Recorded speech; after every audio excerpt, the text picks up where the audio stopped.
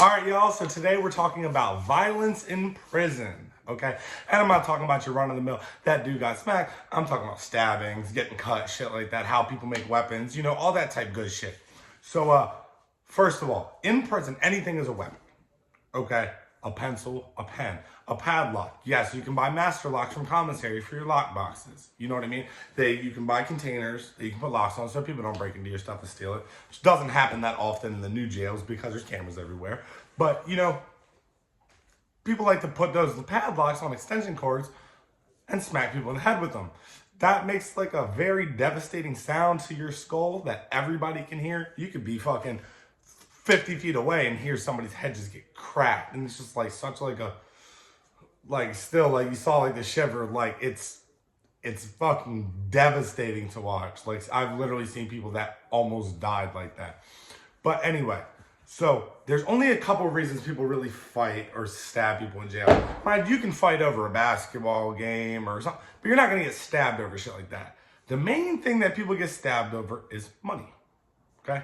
Plain and simple. You owe somebody money, somebody owes you money, you owe somebody's friend money, you owe money from the street. It's always about money. Okay? If you get something from somebody in prison, you better have that money to pay for it. Okay? Or you better have it when you say you're going to have it. If I come to you on store day and I say, hey, I can go to store this week. Let me get 2 bags of chips for 3 back next Wednesday. You're like, okay, if I don't have that, then you're going to tax it. Okay, now you owe me 5. And eventually people just keep, oh, I don't have it, I don't have it, I don't have it. Until the other person's like, you know what? I'm done dealing with it. I'm just going to fuck you up. Okay? People, you got to remember, people don't care when you're in there. Most of the time you've been there for a while or you have a lot of time to do, but those aren't really the people you got to worry about. The lifers aren't the ones stabbing people, not in Pennsylvania. They're not the ones getting into trouble. No, it's the dudes that come in with the 1 and 2 year sentence that don't give a fuck because they're not making parole anyway because they only have a year. So they're going to max their time out. So it doesn't matter what they do in the jail because they're just going to finish their time and leave. So they don't really have any like discipline that you can really be. Yeah, you'll go to the hole, you do 60, 90 days, and then you get right back out. Guess what? You didn't catch a new charge, you're still going home in 6 months. So what the fuck do they care? A lifer now, you can take more privileges from. You can take their visits, their phone. You can do all sorts of different stuff. And now you're sitting there, you're already there for life. Do you really want to have to go through a situation where you're like, okay, now I'm in the hole for a year? No, you're trying to make the best of your situation. You know what I mean? My hair, man. Damn, I gotta re-dye this shit. The dye for my beard is supposed to be here, but I mean, I don't fucking know. But I'm not even here, so... Oh, the light's fucking up. Okay, there we go. So anyway, right?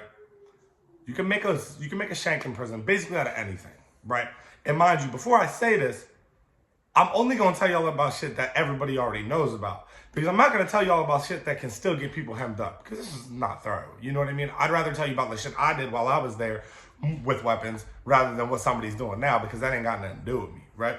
So I worked in the carpentry shop while I was there. Came home certified in different forms of carpentry like cabinetry making, stuff like that, furniture. Okay, I'm not gonna build you a house, but I can build you a bed. You know what I mean? Or a counter or something like that. You know what I mean? So while you're in the wood shop, you have all the saws and everything like that, and we get Lexane.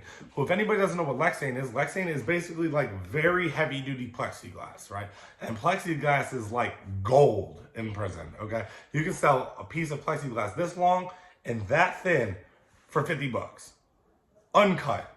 You have to do it yourself. But I work in a wood shop, so I can use the sanders, I can use all the machines to make knives and sell them. So at the end of the day, like I said, the beginning of my sentence, I didn't give a fuck. Like I had time to do. I was trying to eat too. So what I started doing, making shanks for people. First, it started with dowel rods. If you guys don't know what a dowel rod is, it's basically just like a wooden round stick. And you would put it in a hole and cut the piece off that you need. Well, we would just cut pieces off like this, sand them down into a point, and then, sell them on the yard, $50. Everybody $50. Well, then people started, because everybody had different weapons, and there's different shit that you can carry in the jail. Okay, most people have plastic, because plastic doesn't go off the metal detector. Neither do razor blades, for whatever reason. So you can use those things back and forth to the yard. But if you have a metal shank, you can't bring that back and forth to the yard because there's metal detectors. And at most jails, you either always go through it or you get picked randomly. So you'll be walking up to like next 40 to the detector. And next thing you know, that shit's going off. You got to empty your pockets. If you put your shit up there and you keep going off, they're going to search you. They search you, find that, you're fucked. So if you get caught with the shank that's more than, I think, 7.5 or 8.5 inches in Pennsylvania, they give you a street charge for illegal weapon. And normally the first time you get caught with one, they give you like 6 to 23 months in county jail. This is what the sentence is. But you're upstate, so you don't give a fuck about none of that. So I'm gonna tell you about this one specific time though, because this is really funny. So this dude comes to me, right? He's a blood dude. He's like, yo, bro, I need a big ass piece of plexiglass. I was like, bet, I got you. He's like, yo, can you bring it to yard tonight? I was like, bet. So I bring him out a piece of plexiglass this big, right? So like 3/4 inch piece of plexiglass, right? I'm like, boom. I give it to him with a piece of sandpaper. About to give it to for a chunk of money. And I give it to him. I pull it out, hand it to him. He pulls it out. He looks at it. He says, nope. Hands it back to me. I'm like, bro, what? Like, this is what you asked for. He's like, no. He's like, here's where the miscommunication was. I'm trying to stab somebody. I'm not trying to kill somebody. This gonna get somebody killed. I was like, okay. Because most people in prison are not trying to kill you. They'll try to maim you. They try to fuck you up. But if they kill you, like in Pennsylvania, if you kill another inmate, you're doing the rest of your life in the hole, basically. You don't want to do that. You know what I mean? You would rather be in population if you already got a life sentence. If you got 1 year, you're not trying to turn that into a life sentence. You stab somebody in the face a couple times, they're superficial. Yeah, they'll be scarred and stuff, which is what you want. They'll always have to look in their mirror and remember what you did to them. You know what I mean? That's what people want. They want the power of it, not the physical, oh, I killed you. No, they don't want that. What they want is to be like, yeah, you're a bitch. That's the biggest thing for people in there, is to always feel stronger than other people, which is why there's so many fucking egos going back and forth. So anyway, I'm like, damn, like, what the fuck am I supposed to do with this shit, bro? I'm like, man, whatever. So I go back to the block, because I can't off it in the yard. So I go back to the block, and I break this shit, right? But it's heavy. Like, it's 3/4 inch, okay? So it's not like I'm just like, snap. Like, no, I'm like, and then bending it back, and it's getting hot as fuck in the middle, and I keep bending it. So I got like 2 pieces like that. I throw them in a chip bag and throw it in the trash, right? Next morning, wake up for count. They never clear lines for chow. So I'm like, what the fuck? Next thing you know, you hear the door. They're like, search team. So I look out. Not just search team, they're shaking the entire jail down. So every block is just gonna get ransacked, right? I'm like, oh, fuck.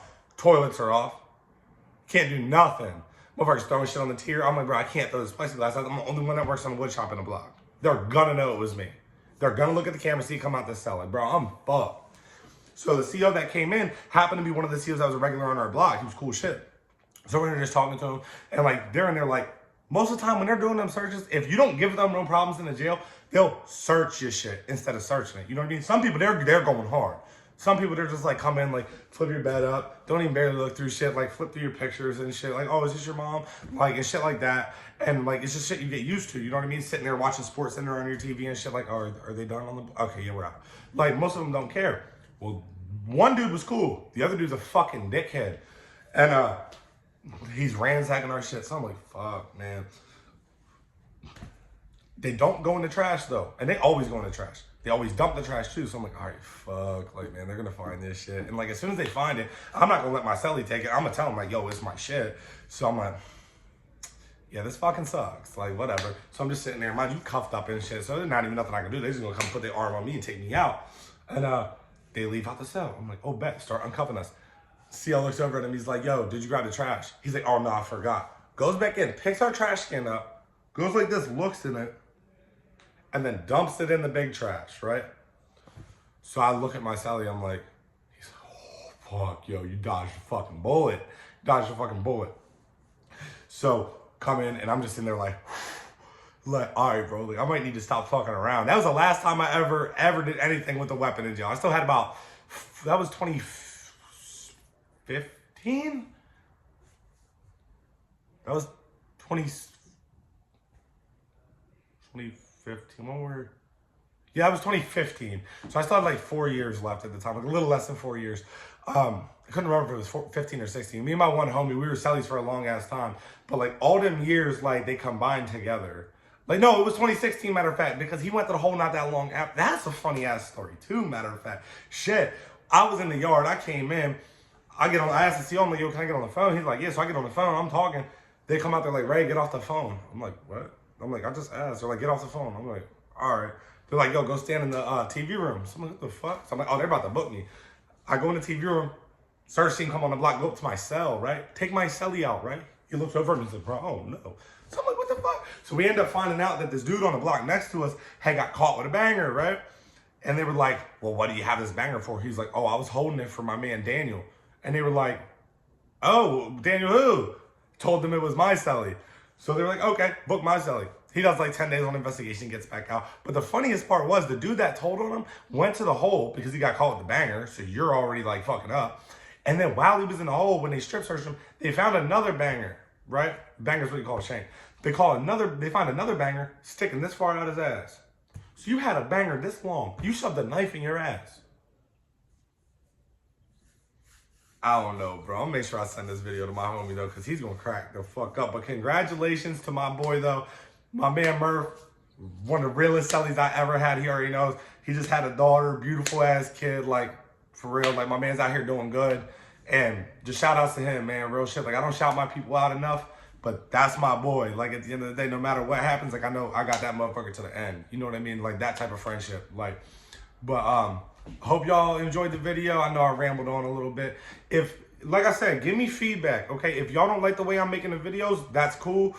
Just you tell me what you want. You know what I mean? I'm more of a talker than doing anything else. So I can sit here and talk and just tell you story after story after story after story. That's fine, but I want to know what y'all want. If I'm rambling too much, if you want them shorter, if you want them... Y'all gotta let me know. I'm doing this to try to, you know, be more interactive with y'all. So any positive or negative feedback that y'all have from me, greatly appreciate it. If you guys sub to me, I greatly appreciate that. You know what I mean? And we on the grind. We trying to, you know what I mean? Last couple days in the house in Cali. Story time coming soon. But I'm blessed, man. For real. And I appreciate everybody that's here to watch the story, man.